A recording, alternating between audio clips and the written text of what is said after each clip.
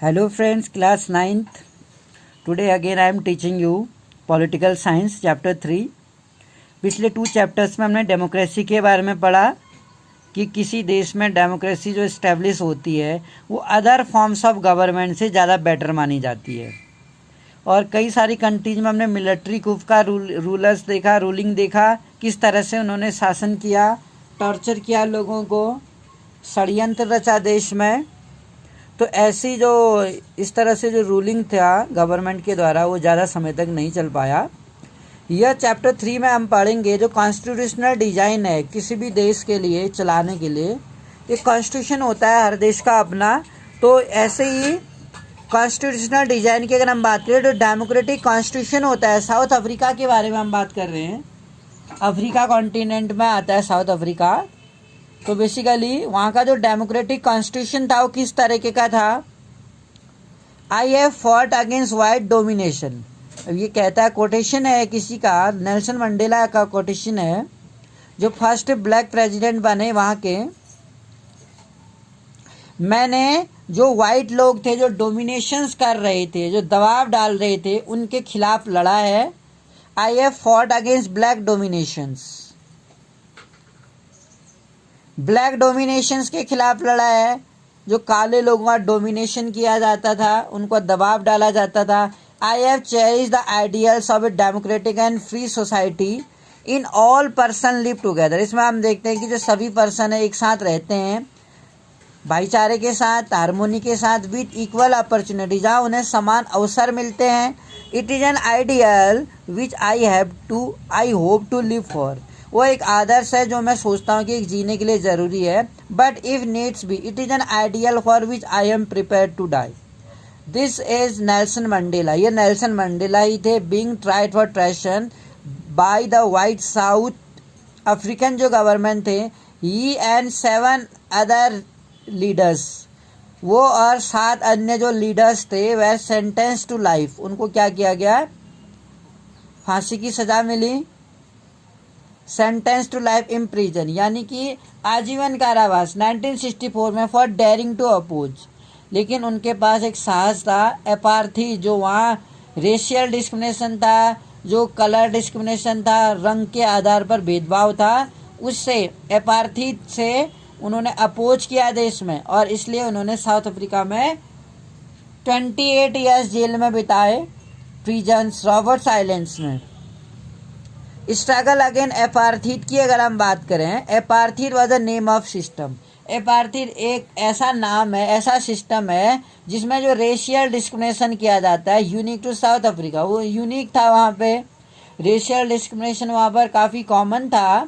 White European जो लोग थे, सफ़ेद लोग थे, गोरे लोग जो थे, वो एक ऐसा सिस्टम साउथ अफ्रीका में इम्पोज कर रहे थे, थोप रहे थे। ड्यूरिंग 17 और 18 सेंचुरी में ये देखा गया जो ट्रेडिंग कंपनी थी फ्रॉम यूरोप से, ऑक्युपाइड विद आर्म, उन्होंने अपनी शक्ति का प्रयोग किया यूरोप से।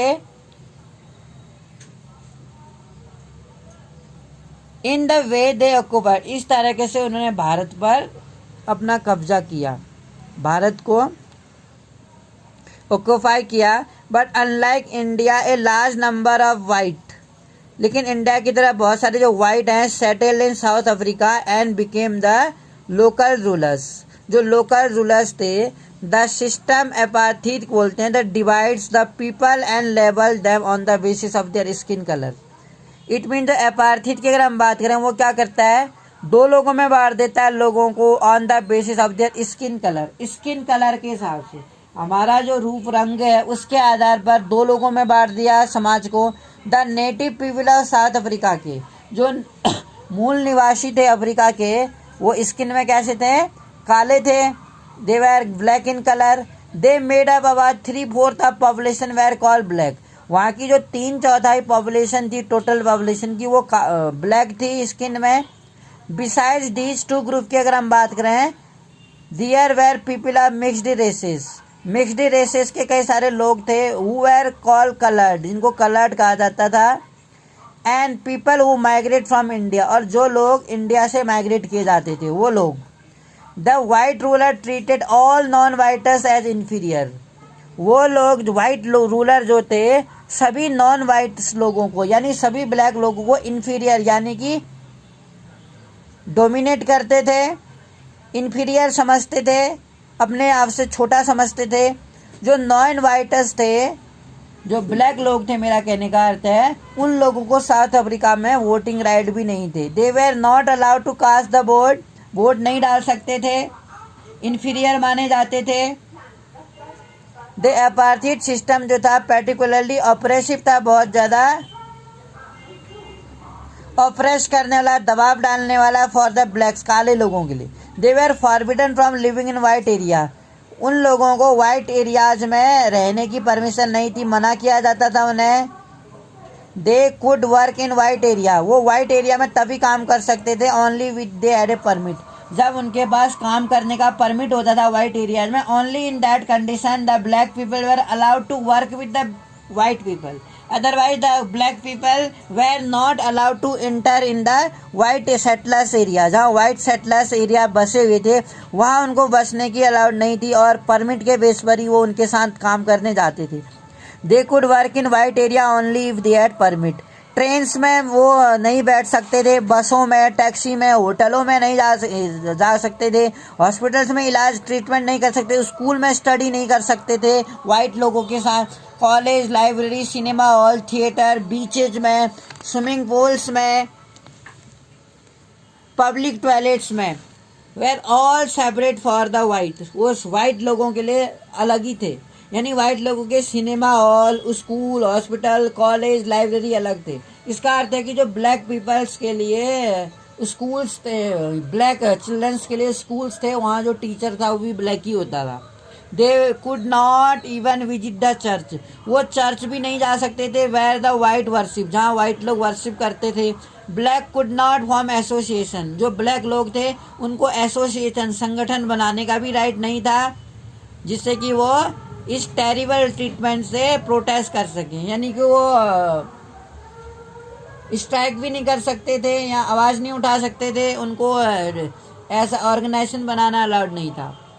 सिंस 1950 तक अगर हम देखें, जो ब्लैक कलर्ड लोग थे, काले लोग जो थे, इंडियन फॉर्ट, और जो इंडियंस लोग थे, इंडियन ब्लैक कलर लोग, उन्होंने फॉर्ट इसके अगेंस्ट लड़ा, अपार्थाइड सिस्टम के अगेंस्ट। दे लॉन्च्ड प्रोटेस्ट मार्चेज, उन्होंने कई सारे विद्रोह मार्च निकाले और strike. The African national Congress, जो अफ्रीका की पार्टी थी, वाज द अम्ब्रेला ऑर्गेनाइजेशन थी दैट लेड स्ट्रगल, जिन्होंने क्या किया, स्ट्रगल किया against the policies of segregation. They include many workers, उन्होंने कई सारे वर्कर्स को यूनियन में शामिल किया, कम्युनिस्ट पार्टी में। मैनी सेंसिटिव वाइट्स जो लोग थे, गोरे लोग, ऑल्सो ज्वाइन, उन्होंने भी ये ज्वाइन किया ANC का, अफ्रीकन नेशनल कांग्रेस, क्योंकि वो भी अपार्थाइड को सही नहीं मानते। बहुत सारे वाइट पीपल जो थे, जो ब्लैक लोगों को अपार्थाइड सिस्टम जो था, ब्लैक और वाइट में डिस्क्रिमिनेशन, उसको सही नहीं मानते थे। यानी वाइट लोग भी बहुत सारे ब्लैक लोगों के फेवर में थे, उन लोगों को भी इस तरह से डिस्क्रिमिनेशन जो सोसाइटी में इन्वॉल्व था वो पसंद नहीं था, इसीलिए उन्होंने भी अफ्रीकन नेशनल कांग्रेस को ज्वाइन किया अपार्थाइड के अपोज में।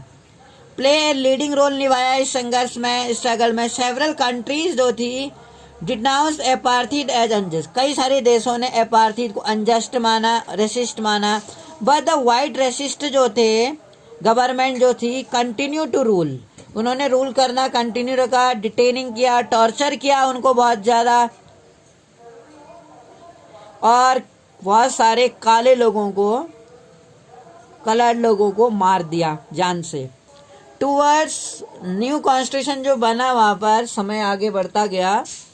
एज प्रोटेस्ट अगर हम देखें एंड स्ट्रगल देखें अगेंस्ट अपार्थाइड के हैड इंक्रीज, वो बढ़ता गया।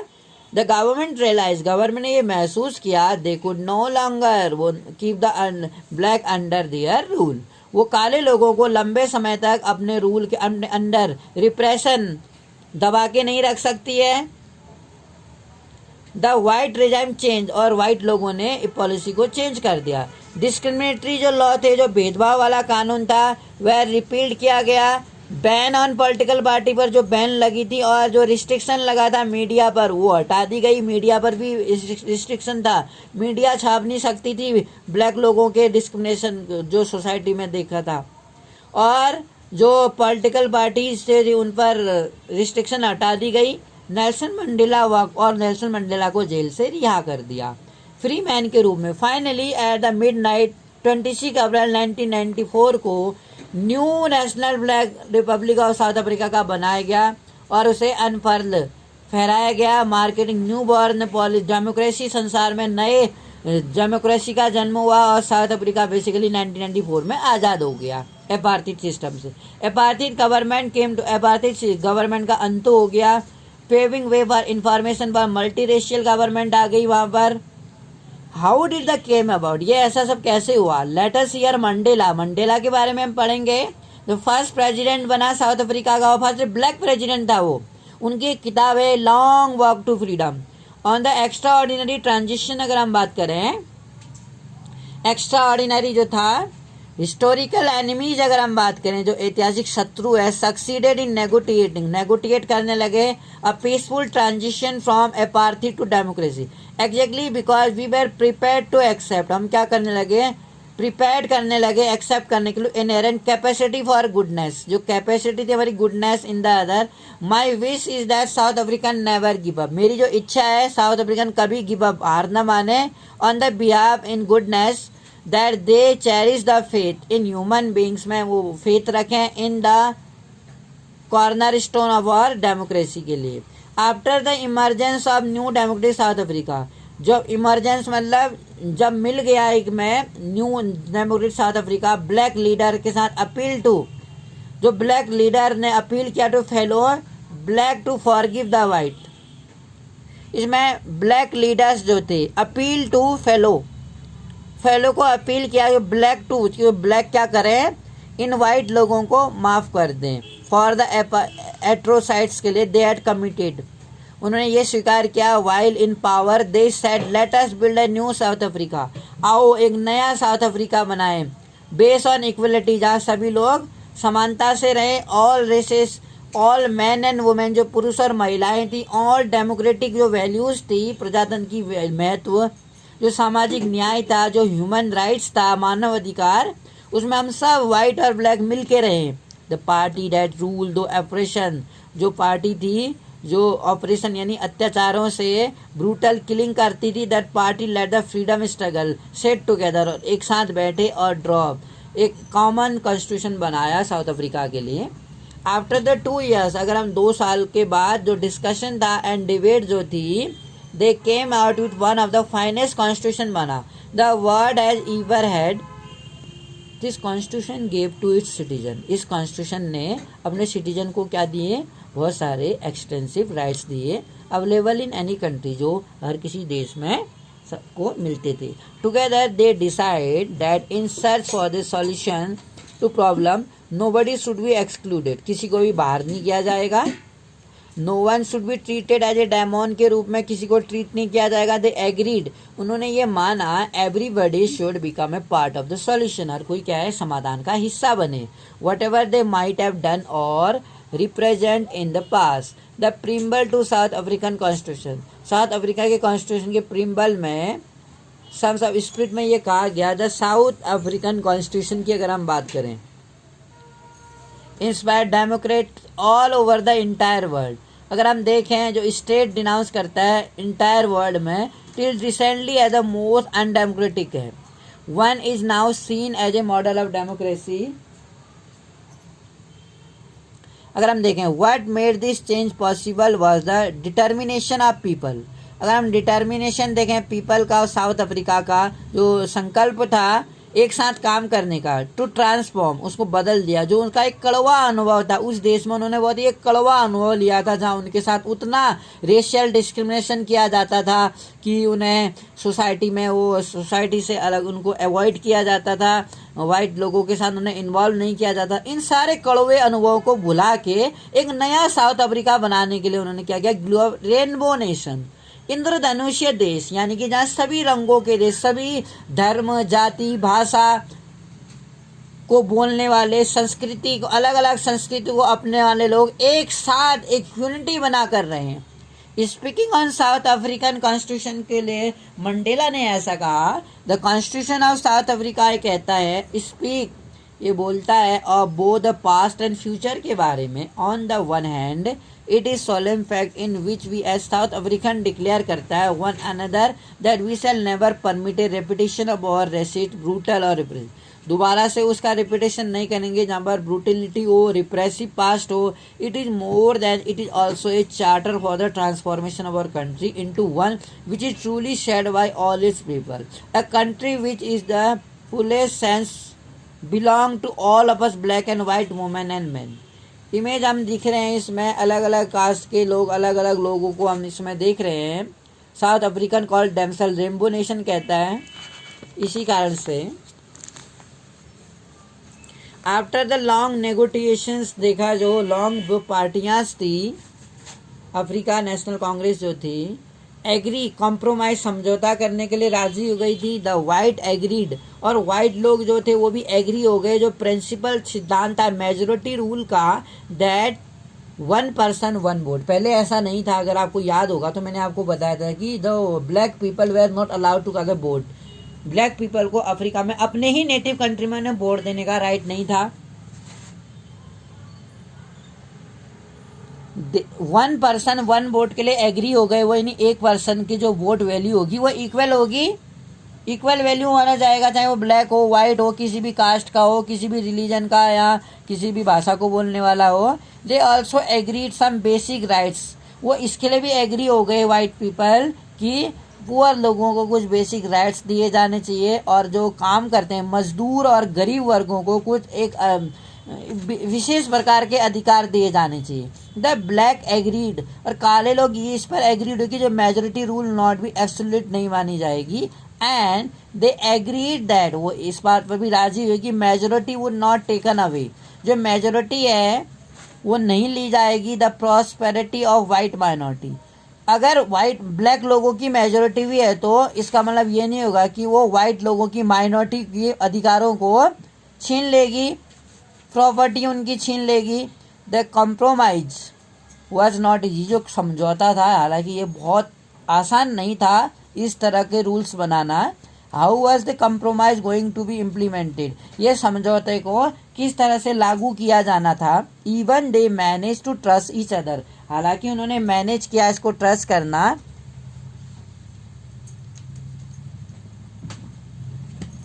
The guarantee that trust will not be broken, और ये गारंटी दी गई कि उनको भविष्य में क्या नहीं किया जाएगा, नहीं तोड़ा जाएगा, उनका विश्वास नहीं तोड़ा जाएगा।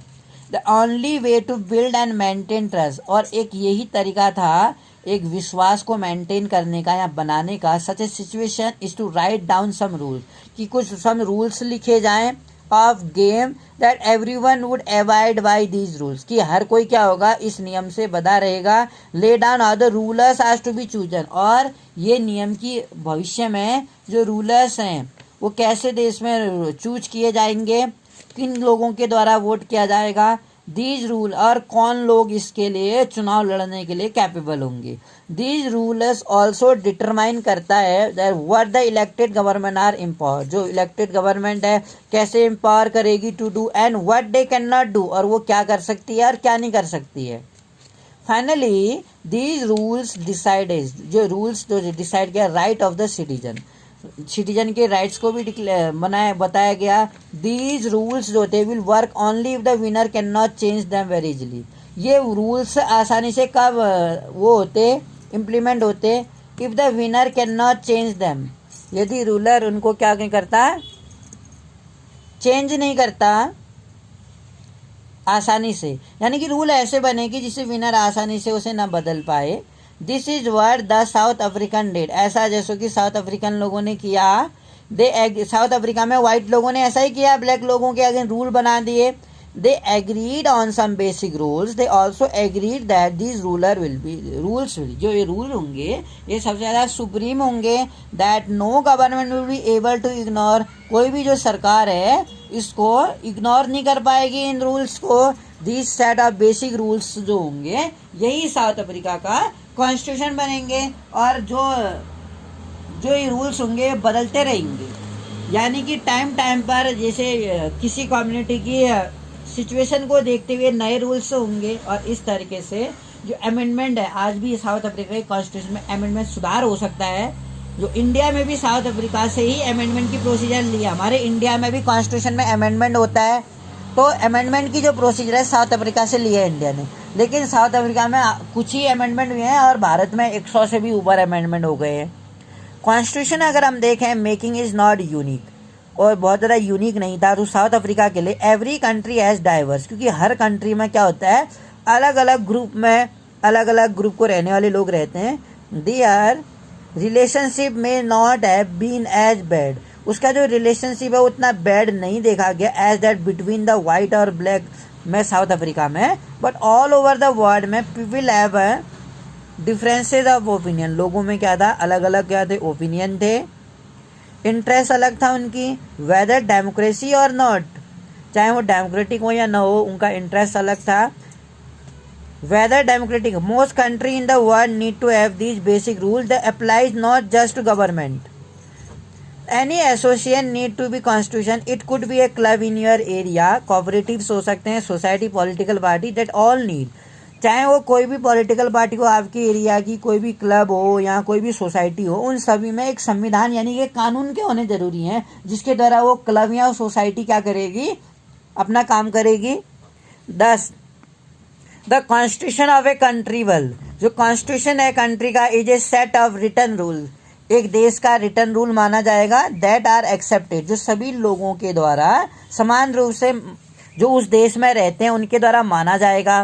Constitution is the supreme law, तो कॉन्स्टिट्यूशन क्या है, एक देश का सुप्रीम लॉ माना जाता है, सबसे ऊपर कानून है वो। दैट डिटरमाइन, जो रिलेशनशिप डिटरमाइन करता है सभी सिटीजन का, and also relationship between people और गवर्नमेंट, जनता और सरकार के प्रति, गवर्नमेंट के प्रति जो क्या रिलेशन है हमारा।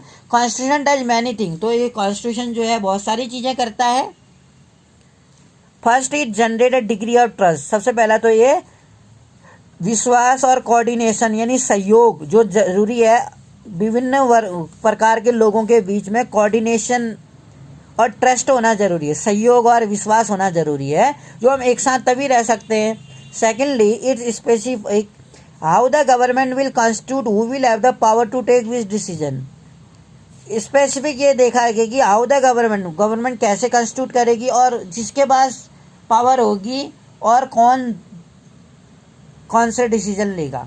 Thirdly it lay down limit on the powers of जो गवर्नमेंट है, and tell us what the right of citizen, ये बताया जाए गवर्नमेंट के द्वारा कि आखिर जो सिटीजन है उसके राइट्स क्या होंगे, फंडामेंटल राइट्स क्या होंगे, उनकी ड्यूटीज़ क्या होंगी। राइट्स के साथ साथ ड्यूटीज़ भी पता होनी चाहिए, सिटीजन्स की ड्यूटीज़ क्या है, तभी देश में एक पीस क्रिएट हो सकता है, लॉ एंड ऑर्डर मेंटेन हो सकता है। फोर्थ अगर हम देखें तो express the aspiration of people about creating good society, लोगों को एस्पायर करें हम कि लोग कैसे एक गुड सोसाइटी, अच्छा समाज इस्टेब्लिश करें।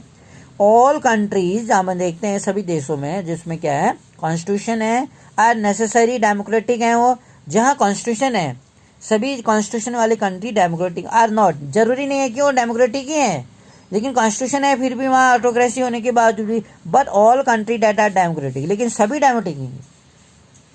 कॉन्स्टिट्यूशन है जरूरी नहीं है डेमोक्रेटिक होगा, लेकिन अगर डेमोक्रेटिक है तो कॉन्स्टिट्यूशन जरूर होगा, ये बात आप याद रखना। कॉन्स्टिट्यूशन है तो डेमोक्रेटिक जरूरी नहीं है, कॉन्स्टिट्यूशन बिना डेमोक्रेटिक कंट्री में भी हो सकता है कॉन्स्टिट्यूशन, लेकिन अगर डेमोक्रेटिक है तब तो कॉन्स्टिट्यूशन जरूर होगा। It means will have constitution after the war of independence against, जैसे ही हमने जो वॉर लड़ा ग्रेट ब्रिटेन के अगेंस्ट आज़ादी के लिए, American gave themselves a constitution, America ने क्या किया, अमेरिका ने भी क्या किया था, अमेरिका भी क्या था ब्रिटेन के अंडर था, तो अमेरिका को इंडिपेंडेंस मिली 1776 में 4 जुलाई को। तो अमेरिका ने जैसे ही आज़ाद हुआ वो ब्रिटेन के इन्फ्लुएंस से, प्रभाव से, तो उसने सबसे पहला काम किया वहाँ अपना एक कॉन्स्टिट्यूशन बनाया। After the revolution the French people, और इसी तरह से फ्रांस में भी जब रिवॉल्यूशन हुआ अप्रूव डेमोक्रेटिक कॉन्स्टिट्यूशन बना वहाँ। Since then it has become a practice in all democratic to have a return, सभी डेमोक्रेटिक कंट्री जो हैं वहाँ का एक रिटर्न कॉन्स्टिट्यूशन है।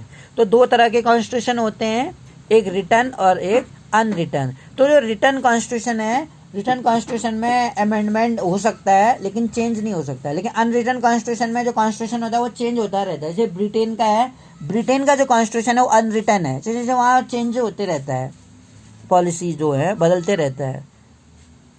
रिटन कॉन्स्टिट्यूशन ज़्यादा अच्छा माना जाता है देश की स्टेबिलिटी के लिए, देश की प्रोग्रेस डेवलपमेंट के लिए। मेकिंग ऑफ इंडियन कॉन्स्टिट्यूशन की अगर हम बात करें, अब हम देखेंगे हमारा जो इंडियन कॉन्स्टिट्यूशन है आखिर वो कैसे बना।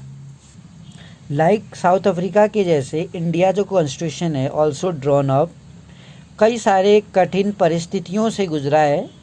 साउथ अफ्रीका के जैसे मेकिंग ऑफ कॉन्स्टिट्यूशन जो हमारा कॉन्स्टिट्यूशन था for a huge and diverse countries, बहुत बड़ा और बहुत डाइवर्स, मतलब जहाँ अलग अलग कल्चर, अलग अलग भाषाएं हैं, डाइवर्सिटी जहाँ ज़्यादा है, विभिन्नताएं हैं हमारे देश में।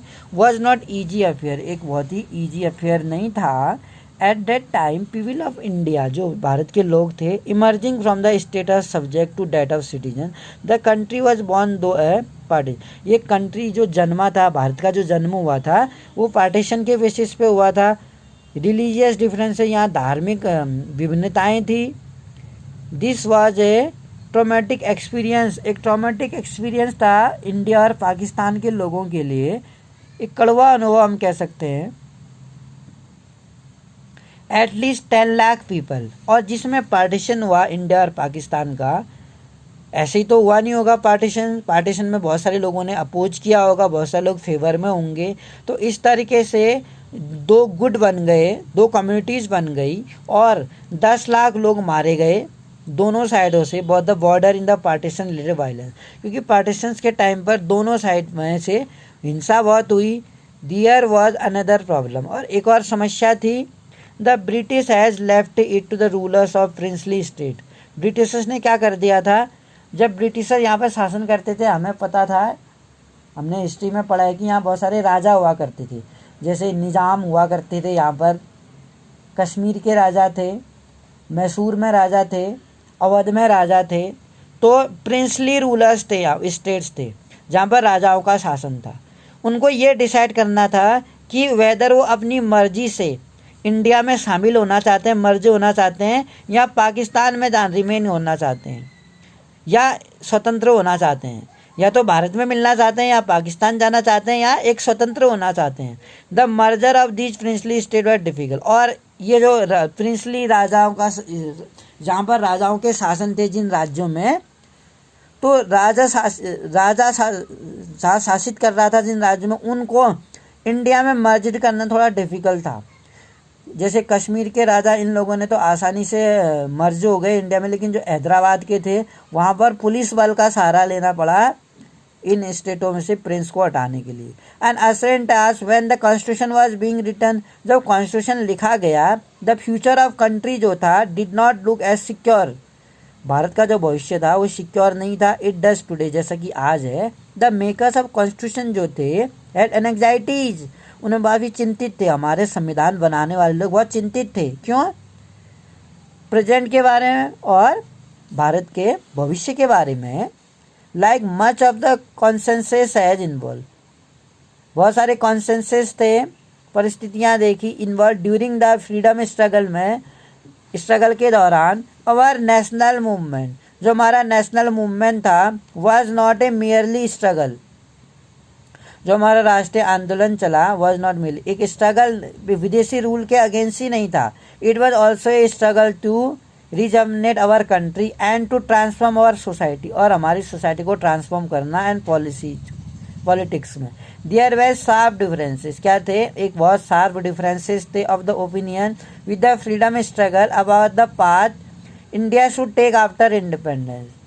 एक बहुत बड़ा अंतर देखा गया था ओपिनियन में जब हम फ्रीडम के लिए स्ट्रगल कर रहे थे। About the part India should take after independence के लिए क्या रूप था। सच डिफरेंट, कई सारे जो बदलाव थे वो इवन टुडे आज भी एग्जिस्ट करते हैं। ये सम कुछ बेसिक आइडियाज हैं that come to be accepted by almost everyone, हर किसी के द्वारा आइडियाज जो एक्सप्रेस करते हैं।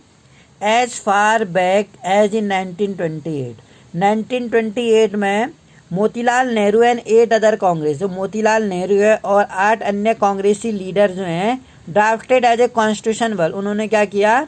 ड्राफ्ट किया, कॉन्स्टिट्यूशन का एक ड्राफ्ट बनाया भारत के लिए। 1931 में जो रिजोल्यूशन है कराची सेशन में, कांग्रेस का कराची सेशन का अधिवेशन हुआ, उसमें इंडियन जो नेशनल कांग्रेस के ड्वेल्ट ऑन हाउ इंडिपेंडेंट, वही ड्वेल्ट किया गया कि जो इंडियन कॉन्स्टिट्यूशन है किस तरह का दिखना चाहिए। बोथ दिस डॉक्यूमेंट जो थे were committed to inclusion of universal adult franchise, और ये डिसाइड किया गया है कि यूनिवर्सल एडल्ट फ्रेंचाइज यानी सार्वभौमिक मताधिकार, सभी नागरिकों को चाहे भाषा, धर्म, संस्कृति में वो अलग होते हों फिर भी उनको वोट देने का राइट मिलेगा। इवन वुमेंस को भी, इवन आज़ादी के बाद ही वुमेंस को थोड़ा इक्वलिटी मिली, डिस्क्रिमिनेशन थोड़ा कम हुआ और वुमेंस को भारत में वोट देने का राइट मिला। Right to freedom and equality, आज़ादी मिली और समानता। And to protecting the right of minority, जो अल्पसंख्यक ग्रुप है उनके लिए राइट्स कॉन्स्टिट्यूशन में आज़ाद भारत में ऐसा प्रोविज़न किया गया। 10 सम बेसिक वैल्यूज़ जो थी एक्सेप्ट की गई हमारे लीडर्स के द्वारा मच बिफोर कॉन्स्टिट्यूशन असेंबलीज के द्वारा मेड द डिलाइबरेट ऑन कॉन्स्टिट्यूशन। और जो फैमिलियरिटीज़ अगर हम देखें, पॉलिटिकल इंस्टीट्यूशन है, जो कॉलोनियल रूल हमने देखा ऑल्सो हेल्पफुल, उसने क्या किया, मदद की, डेवलप किया एक एग्रीमेंट बनाने के लिए इंस्टीट्यूशनल डिज़ाइन में। The British rule has given voting right, British rule ने वोटिंग राइट दिए लेकिन कुछ लोगों को ही राइट्स तो मिले लेकिन सभी लोगों को इक्वल राइट्स नहीं थे। On the basis the British had introduced, और इस कारण से जो ब्रिटिश ने एक कमज़ोर विधानसभा बनाई, लेजिस्लेटर विधानमंडल। इलेक्शन वेयर हेल्ड, 1937 में इलेक्शन किए गए वहाँ प्रोविजनल लेजिस्लेटर के, और minister all over British, ministers जो थे ऑल ओवर ब्रिटिश इंडिया में। These were not fully democratic government, और देखा जाएगा कि वो फोर्सली डेमोक्रेटिक गवर्नमेंट नहीं थी, but the experience gain by Indian, लेकिन जो एक्सपीरियंस गेन किया इंडियंस ने वर्किंग ऑफ लेजिस्लेटर इंस्टीट्यूशन में, ये प्रूव कर दिया कि वेरी यूजफुल, हमारे देश के लिए क्या है, बहुत ही यूजफुल है। In setting up with own institution, जिसने क्या किया, अपने ही इंस्टीट्यूशन बनाए, अपने ही संगठन बनाए, working in dam. That is why दो इंडियन कॉन्स्टिट्यूशन था हमारा, एडॉप्टेड मैनी इंस्टीट्यूशनल डिटेल को इन्होंने अपनाया और प्रोसीजर अपनाए। जो हमारे ब्रिटिश पीरियड में जो लॉज थे वो बहुत सारे लॉ, तो आज भी हम जो हमारा कॉन्स्टिट्यूशन है वो इंडिया एक्ट 1935 के रूल है, यानी ब्रिटिश काल में जो लॉज थे 1935 में वही लॉज हम आज भी फॉलो करते हैं। ईयर ऑफ थिंकिंग अगर हम बात करें, deliberation on the framework of the constitution had another benefits. Our leader gain confidence बल, हमारे नेताओं ने क्या किया, कॉन्फिडेंस गेन किया। To learn from other country, क्या करें, अदर कंट्रीज से जो हम सीखते हैं, but on our own terms में। Many of our leader were inspired by the ideas of French revolution, हमारे जो बहुत सारे नेता थे, नेशनल लीडर्स थे, वो बहुत सारे लोग फ्रेंच रिवॉल्यूशन के आइडियाज से, आइडियल्स से काफ़ी इंस्पायर्ड थे। प्रैक्टिस ऑफ पार्लियामेंट्री डेमोक्रेसी जो ब्रिटेन में था, एंड बिल ऑफ राइट्स, और जो यूएस में बिल ऑफ राइट्स है, हैड इंस्पायर्ड, कई सारे इंडियंस को उसने क्या क्या इंस्पायर्ड किया, to think of shaping a system, सोचने के लिए कि एक सिस्टम को कैसा आकार दिया जाए और किस तरह से यहाँ पर सामाजिक और आर्थिक समानता मिले सभी को। Yet they were not simply imitating what other had done, हालांकि वो आसानी से इमिटेट नहीं कर पाए कि अदर्स ने क्या किया है। ईच स्टेप में हमने देखा दे वर क्वेश्चनिंग, वो एक प्रश्न कर रहे थे, वो समझ ही नहीं पाए कि अदर कंट्रीज के कॉन्स्टिट्यूशन में किस तरह की क्वालिटीज हैं। Whether these things suited our country, all these factors contribute to the making of our constitution. जो कॉन्स्टिट्यूशन असेंबली की अगर हम बात करें, who then were the makers of Indian constitution, आखिर कौन जो लोग थे हमारे जो इंडियन कॉन्स्टिट्यूशन के मेकर्स थे, बनाने वाले थे, किन लोगों के द्वारा, किसी एक व्यक्ति के द्वारा तो हमारे इतने वास्ट और डाइवर्स कंट्री का कॉन्स्टिट्यूशन बना नहीं होगा। You will find here very brief sketches of some of the leader, के बारे में हम स्केचेज भी देखेंगे और जिन्होंने काफ़ी इम्पोर्टेंट रोल निभाया हमारे कॉन्स्टिट्यूशन को बनाने में। तो ड्राफ्टिंग, जो ड्राफ्ट था documents call the constitution was done by N assembly, जो कॉन्स्टिट्यूशन था हमारे असेंबली के द्वारा, इलेक्टेड रिप्रेजेंटेटिव के द्वारा किया गया। And call the constitution assembly, elections to be constitution assembly were held in July 1946, it first meeting was held, इसकी जो पहली मीटिंग थी दिसंबर 1946 में की गई, सून आफ्टर द कंट्री के बाद जैसे कंट्री इंडिया और पाकिस्तान में डिवाइड हो गया था, the constitution assembly was also divided. Constitution assembly ने डिवाइड किया, कॉन्स्टिट्यूशन असेंबली ऑफ इंडिया और पाकिस्तान में डिवाइड हो गया। The constitution assembly then rode the Indian, और इसके बाद जो संविधान सभा थी उसने इंडिया का कॉन्स्टिट्यूशन लिखना शुरू किया, और जिसमें 299 मेंबर थे। और इस सभा ने एडॉप्ट इंडियन कॉन्स्टिट्यूशन को ये डेट याद रखिएगा, 26 नवंबर 1949 को अपना लिया, लेकिन इसको लागू नहीं किया। इसलिए 26 नवंबर को कॉन्स्टिट्यूशन डे के रूप में मनाया जाता है इंडिया में, क्योंकि इस दिन हमारा कॉन्स्टिट्यूशन बनके तैयार हो जाता है। लेकिन ये अस्तित्व में कब आया? इफेक्ट में 26 जनवरी 1950 से। इसके पीछे रीजन ये है क्योंकि 26 जनवरी 1930 को ही जवाहरलाल नेहरू ने रावी नदी पर यह डिक्लेयर किया था कि इंडिया में जो कंप्लीट इंडिपेंडेंस हम डिक्लेयर करेंगे, जब भी भारत आज़ाद होगा, हम 26 जनवरी को ही करेंगे। तो इसी चीज़ को ध्यान में रखते हुए, although the constitution was already बन गया था 26 नवंबर को, लेकिन चूंकि 26 जनवरी 1930 को कंप्लीट इंडिपेंडेंस डे के रूप में ये पहले से ही स्वराज बना दिया गया था, तो इसलिए हमारा जो संविधान है 26 जनवरी 1950 को बना, जिसे हम रिपब्लिक डे के रूप में भारत में मनाते हैं। Why should we accept the constitution? हम ये कॉन्स्टिट्यूशन आखिर स्वीकार हमें क्यों करना चाहिए? क्या रीज़न है? मेड बाय असेंबली ने जो बनाया, सभा ने, मोर देन 50 ईयर्स अगो, जो 50 साल पहले आज जो संविधान बन गया, उसको हम अपनाने की आखिर ज़रूरत क्या पड़ी? We have already noted one reason above, the constitution does not reflect the view of its member. क्योंकि जो कॉन्स्टिट्यूशन है वो एक रिफ्लेक्ट छवि नहीं है, केवल एक ही कुछ मेंबरों की छवि नहीं है, बल्कि इट एक्सप्रेस, ये क्या व्यक्त करता है? एक ब्रॉड कॉन्सेंसस, बहुत बात समय के अनुसार। क्योंकि जिस समय संविधान बना तब परिस्थितियाँ अलग थी, कंडीशन अलग थी, लोगों के विचार थोड़ा अलग थे। अब जो हम आजकल एज ए प्रेजेंट हम देख रहे हैं, आजकल जो कंडीशन है थोड़ा बदल चुकी है, जो डाइवर्सिटी है यहाँ पर थोड़ा सा डिफरेंसेस हैं, तो उसके अकॉर्डिंग टू द टाइम हमें क्या करना है? कॉन्स्टिट्यूशन में थोड़ा चेंजेस कर सकते हैं। Many countries of the world, संसार के बहुत सारे जो देश हैं, had to rewrite their constitution, उनको अपना क्या है? कॉन्स्टिट्यूशन लिखना पड़ा एफ्रेश नए तरीके से, because the basic rules were not accept, क्योंकि जो बेसिक रूल्स है कॉन्स्टिट्यूशन के वो सभी सोशल ग्रुप के द्वारा स्वीकार नहीं किए गए, और पॉलिटिकल पार्टी ने भी उन्हें स्वीकार नहीं किया, जो पार्टियाँ थी उन देशों में। इन सम अदर कंट्रीज में, कुछ देशों में द कॉन्स्टिट्यूशन जो है exist a mere pieces of paper, एक कागज़ का एक टुकड़ा माना जा सकता है। No and actually follow it, कोई भी इसे फॉलो नहीं करता है। एक्सपीरियंस ऑफ आवर कॉन्स्टिट्यूशन, जो हमारे संविधान का अनुभव है, इज डिफरेंट, वो अलग है। Over the last half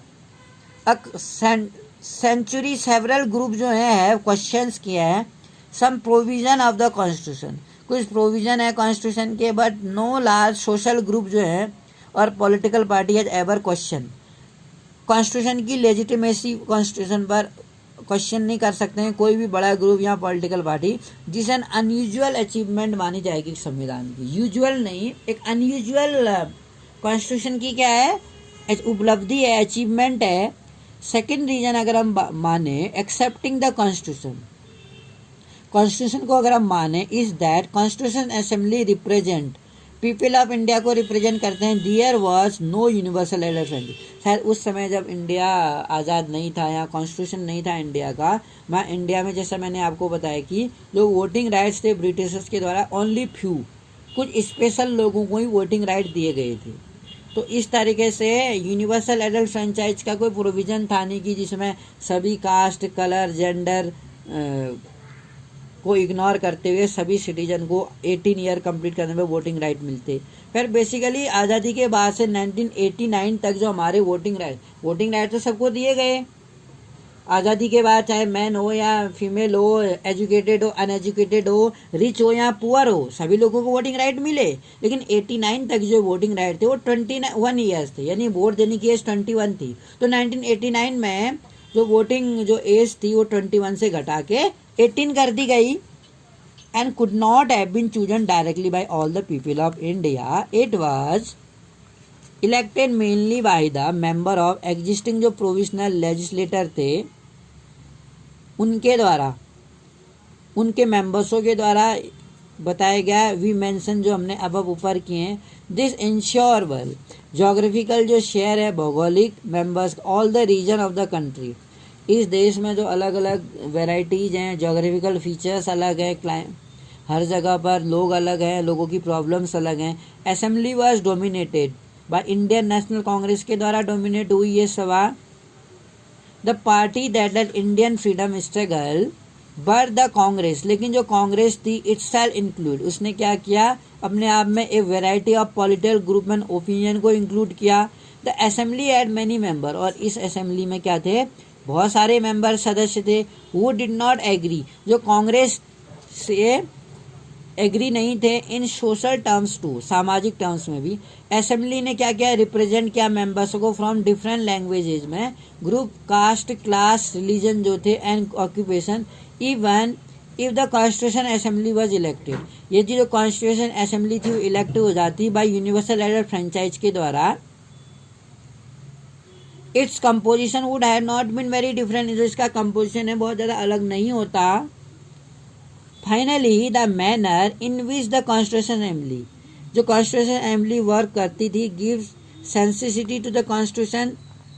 the constitution assembly जो थे वर्कड इन द सिस्टमेटिक तरीके से काम किया, ओपन एंड कंसेंचुअल मैनर्स में। फर्स्ट सम बेसिक जो प्रिंसिपल्स थे वेर डेडिकेटेड, वो समर्पित किए गए और एग्री किए गए। देन ए ड्राफ्टिंग कमेटी जो थी चेयर की गई, किसके द्वारा by doctor B R Ambedkar के द्वारा। प्रिपेयर्ड ए ड्राफ्ट कॉन्स्टिट्यूशन, जिसने क्या किया ए ड्राफ्ट कॉन्स्टिट्यूशन प्रिपेयर किया, जो डिस्कस किया है हमने। सेवरल राउंड, कई सारे राउंड किए गए इसमें, एंड डिस्कशन लिया गया प्लेस ड्राफ्टिंग कॉन्स्टिट्यूशन के लिए। क्लॉज बाय क्लॉज बनाए गए।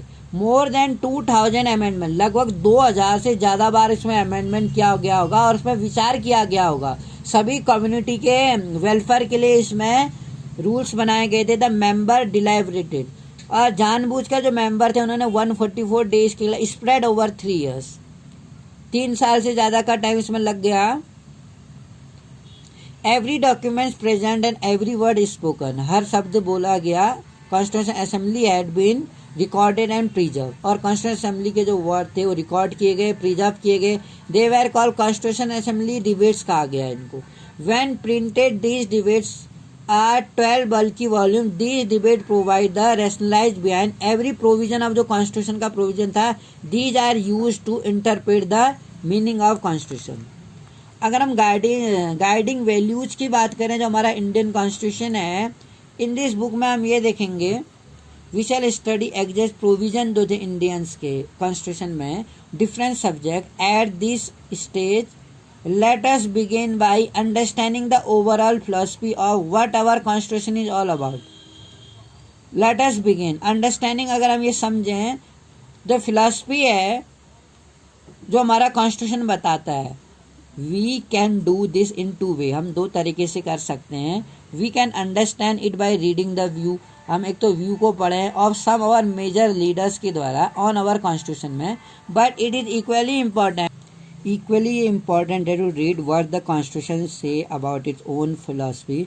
This is what the preamble of constitution जो कहता है। The dream and the promises, जो ड्रीम्स हैं हमारे सपने और हमारे जो वादे हैं। Some of you may have notice, आपने नोटिस किया होगा, name missing from the sketches of these makers, कुछ नेम मिसिंग हैं, कुछ के स्केचेज नहीं है यहाँ पर जिन्होंने हमारे कॉन्स्टिट्यूशन को बनाने में मदद की। महात्मा गांधी, उनका नाम मिसिंग है इसमें, आखिर क्यों? He was not a member of क्योंकि वो कॉन्स्टिट्यूशन असेंबली के मेंबर नहीं थे। ये देयर वेर मैनी मेंबर, हालांकि कई सारे मेंबर थे जिन्होंने उनके विजन को फॉलो किया। Years ago writing in his magazines young India में 1931 में जो उन्होंने लिखा था, he had spelled out what he wanted, वो कॉन्स्टिट्यूशन में आखिर क्या कहना चाहते हैं। आई शैल स्ट्राइव फ्रॉम कॉन्स्टिट्यूशन कह रहा है, विल रिलीज इंडिया को क्या करेगा, रिलीज करेगा from all thraldoms and patronage. I shall work for an India, मैं इंडिया के लिए काम करूंगा। In which the poorest shall feel, जिसमें पुअर क्या फील करेगा, इट इज़ देयर कंट्री, ये उनका उसका देश है। एक गरीब आदमी भी फील करेगा कि ये उसका देश है। In whose making they have an effective voice, जो उसकी आवाज़ होगी वो इफेक्टिव होगी। And India in which there shall be no high class and low class, India में कोई भी हाई और लो क्लास नहीं होगा। And India in which all communities shall live in perfect harmony, जिसमें सभी कम्युनिटी के लोग एक भाईचारे के साथ रहेंगे। There can be no room, एक ऐसा कोई भी स्थान नहीं होगा भारत में जो कि अनटचेबिलिटी को एक कर्स अभिशाप के रूप में एक्सेप्ट कर अभिशाप के रूप में माना जाएगा, जहां पर एक अनटचेबिलिटी एक अभिशाप के रूप में उसको जगड़े रहेगी। कर्स ऑफ इंटॉक्सिकेंट ड्रिंक, जहाँ पर जो ड्रग्स वगैरह हैं, ड्रिंक्स वगैरह हैं, इस तरह की बुराइयां अभिशाप के रूप में लेगा। वुमेन विल एंजॉय, वुमेन्स भी सेम राइट्स एंजॉय करेंगी जैसा कि मैन करता है।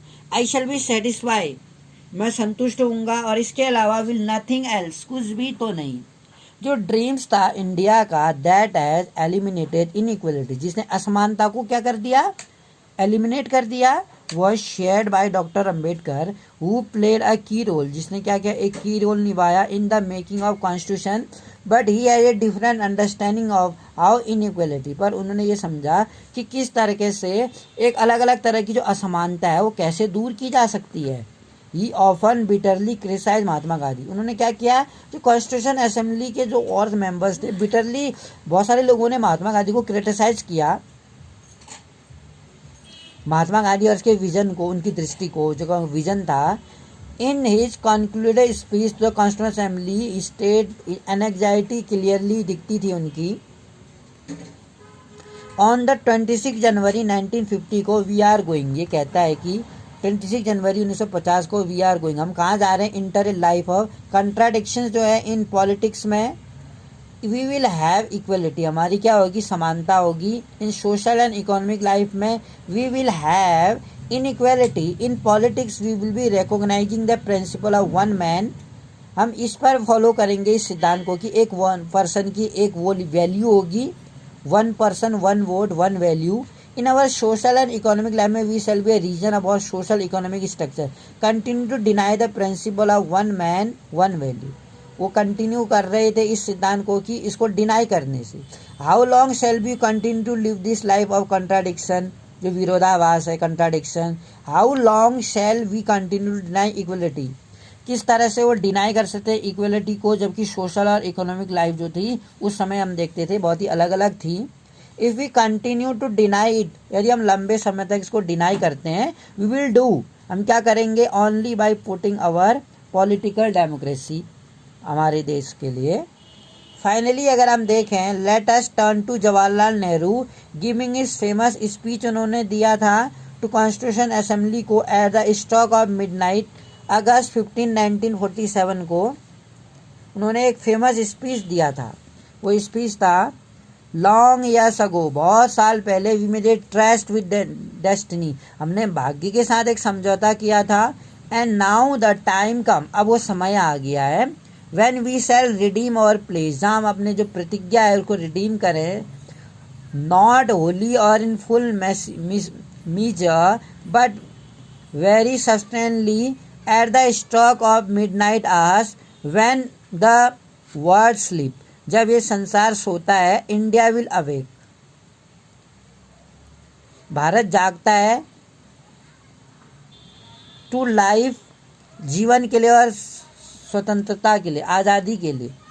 अ मोमेंट कम, एक पल आता है, which come but rarely in history, इतिहास में, when we step out the old to new, when an age ends and when the soul of nation, जब जो सोल है नेशन की लॉन्ग सप्रेस की जाती है, find attract it is fitting that is solemn moment जो थे, we take the pledge of dedication, हम एक समर्पण की भावना की प्रतिज्ञा लेते हैं, कह रहा है, to the service of India and her people and to still large cause of humanity, जो एक ह्यूमैनिटी मानवता का एक कारण है।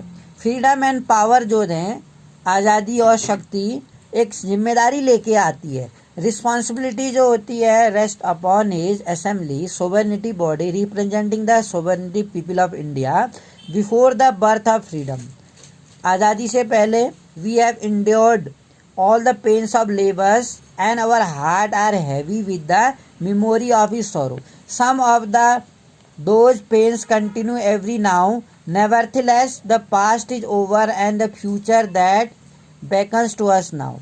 The future is not one of ease or resting, but of incessant striving, so that we may fulfill the pledge we have so often taken, and that one we shall take today. जो हम आज लेते हैं the service of India, जो means है service of millions, यानी बहुत सारे भारत की सेवा करने का अर्थ है कि हम मिलियंस लोगों की सेवा कर रहे हैं जो सफ़र करते हैं. It means the ending of the poverty जो है, एंड इग्नोर करते हैं गरीबी का खात्मा हो, और गरीबी की जो बीमारी से अज्ञानता है, जो असमानता है, अवसर नहीं मिलते, उनको समान अवसर मिले. एम्बिशन जो ग्रेटेस्ट मैन का our generation has been to wipe every tears. हर किसी के आंसुओं को क्या करें, पोछें, वाइप करें. हर एक के आँखों से, जो गरीब व्यक्ति के आँखों से आंसू हैं उनको पोछें हम.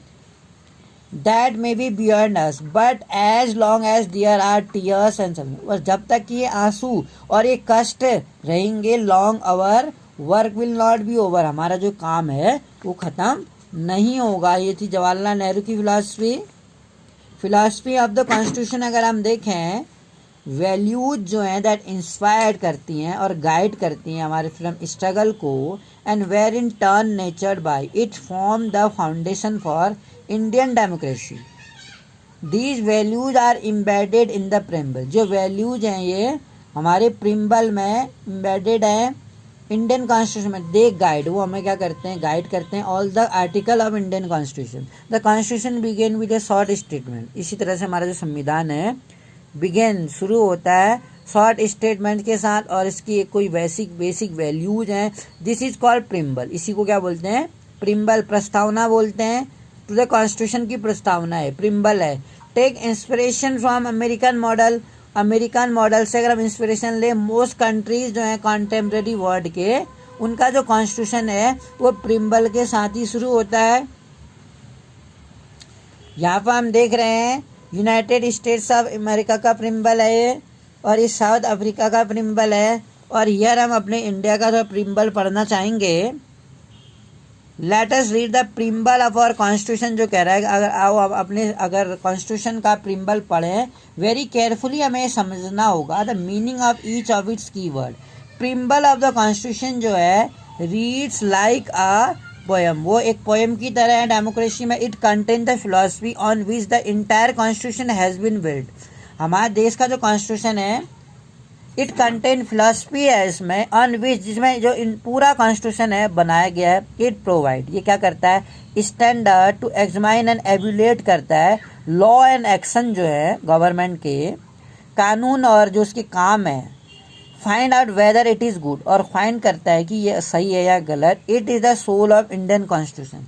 जो हमारा भारतीय संविधान है उसकी एक सोल है, उसकी एक आत्मा मानी जाती है. जो प्रिम्बल है हमारे इंडियन कॉन्स्टिट्यूशन की क्या है, सोल है.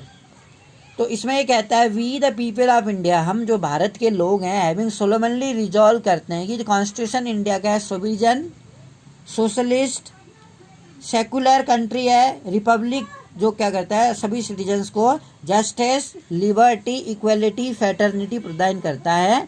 और हमारा कॉन्स्टिट्यूशन असेंबली जो है 26 नवंबर 1949 को हियर बाई अडॉप्ट किया गया. Enact and give to our self, तो कॉन्स्टिट्यूशन में दिया गया है प्रावधान. हम भारत के जो लोग हैं being drawn up and enacted by the people दो दियर रिप्रेजेंट, जो इसके प्रतिनिधि हैं इसके द्वारा चुने जाएंगे. Not handed down to dame और किंग, किसी भी राजा को या किसी भी बाहरी शक्ति को ये नहीं दिया जाएगा. नहीं, जो रियल शक्ति है वो लोगों के, नागरिकों को दी गई है. तभी कहा गया है कि हम भारत के लोग क्या करते हैं, इनेक्टेड बाय पीपल दो दियर, प्रतिनिधि के द्वारा हैंडेड डाउन शासन करते हैं, जो किसी राजा को या किसी बाहरी शक्ति को, यानी बाहरी शक्ति को नहीं दी जाएगी हमारे देश की संप्रभुता. सोवरेनिटी की अगर हम बात करें, पीपल हैव सुप्रीम राइट, लोगों का ये सुप्रीम राइट है टू मेक डिसीजन. वो क्या करते हैं, डिसीजन देते हैं on internal as well as external matters. यानी सोवरेनिटी का अर्थ है पीपल की सुप्रीम राइट है डिसीजन लेने के लिए देश के लिए, और इस देश के इंटरनल मैटर्स पर कोई भी बाहरी देश इंटरफियर नहीं करेगा. और नहीं भारत किसी देश के इंटरनल मैटर पर दखल देगा। इट मीन इंडिया क्या है, टोटली सोवरेन कंट्री है। It mean no outsider, no outside power can interfere in the internal matter of our country. हमारे देश के अंदरूनी मामलों पर, हमारे देश की बहुत सारी समस्याएं हैं, हमारा आतंकवाद हम देखते हैं, बहुत सारे कॉन्स्टिट्यूशन में हम अमेंडमेंट कर सकते हैं।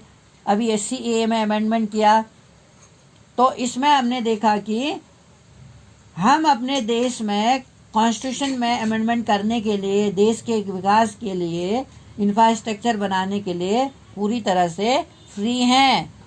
कोई भी बाहरी देश हमारे देश के इंटरनल मैटर पर इंटरफियर नहीं कर सकता, और ना हमारा देश किसी देश के इंटरनल मैटर पर इंटरफियर करेगा। सोशलिस्ट जो कहता है wealth is generated socially equally by society, government should regulate the ownership of land. जो गवर्नमेंट क्या है उसको क्या करना चाहिए, रेगुलेट करना चाहिए ओनरशिप ऑफ लैंड के लिए, and industry to reduce socio economic inequality. Secular की अगर हम बात करें, जो सेकुलर है, सेकुलर का अर्थ है कि सिटीजन हैव कंप्लीट फ्रीडम। एक नागरिक के पास कंप्लीट सिटीजन फ्रीडम है कि वो कोई भी रिलीजन को अपनाए, क्योंकि स्टेट का अपना कोई ऑफिशियल रिलीजन नहीं है, सभी रिलीजन कानून की नज़र में इक्वल है। Government treat all the religious belief, सभी जो धार्मिक विश्वास हैं, मान्यताएं हैं, प्रैक्टिसेस हैं, उसका समान रूप से क्या करेगा, रिस्पेक्ट करेगा। और इसके अलावा सेकुलर तो आप समझ गए कि स्टेट का, सेकुलर कंट्री उसको बोलते हैं जहाँ स्टेट का अपना कोई ऑफिशियल रिलीजन नहीं होता।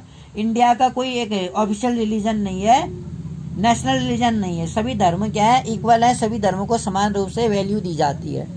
डेमोक्रेटिक की अगर हम बात करें, एक फॉर्म ऑफ गवर्नमेंट जो है where people enjoy equal political right मिलते हैं, अपने रूलर्स को इलेक्ट करते हैं, और गवर्नमेंट क्या होती है, हमारे प्रति जिम्मेदार होती है और वो रूल्स करती है कंट्री में।